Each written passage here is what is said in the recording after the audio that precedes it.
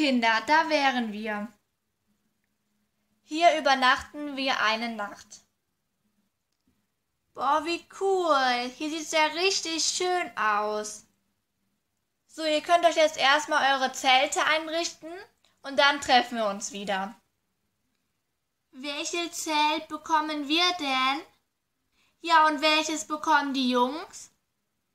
Also jetzt habt ihr noch, also ihr könnt doch noch aussuchen, welches ihr nehmt. Entweder das Gelbe, die Mädchen, oder das Orange, die Mädchen, wie ihr wollt. Aber vielleicht könnt ihr euch auch selber einigen. Max, welches wollt ihr denn nehmen?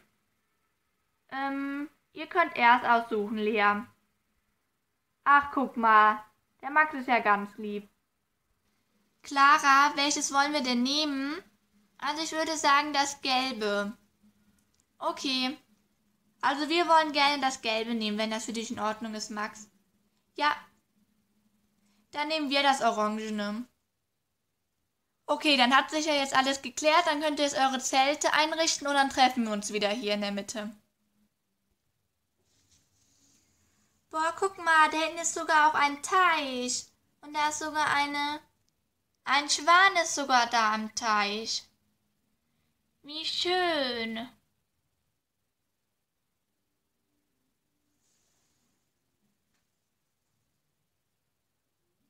So, ich würde sagen, dass die Jungs mit dem Herr Brenner Holz sammeln geht für unser Lagerfeuer. Und die Mädchen, die helfen mir beim Kochen. So, schaut mal, hier habt ihr 2 Körbe, da könnt ihr das ganze Holz reintun. Am besten teilt ihr euch in Zweiergruppen auf, dann geht das am schnellsten. So, hier habt ihr einen Topf. Den könnt ihr dann auf diese kleine Herdplatte stellen, da wir heute Tomatensuppe kochen. Das geht am schnellsten und ist auch einfach für euch.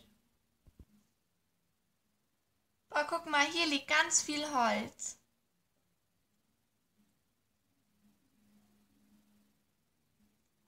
Das sieht ja gut aus. Da wollen wir mal hoffen, dass die Jungs auch ganz viel Holz gesammelt haben, damit wir gleich die Suppe am schönen Lagerfeuer essen können. Das reicht doch, oder? Ja, das reicht. Jetzt warten wir nur noch, bis die anderen kommen. Reicht das? Ja, das reicht. Ja, dann haben wir auch schon genug. Jetzt können wir das Lagerfeuer machen.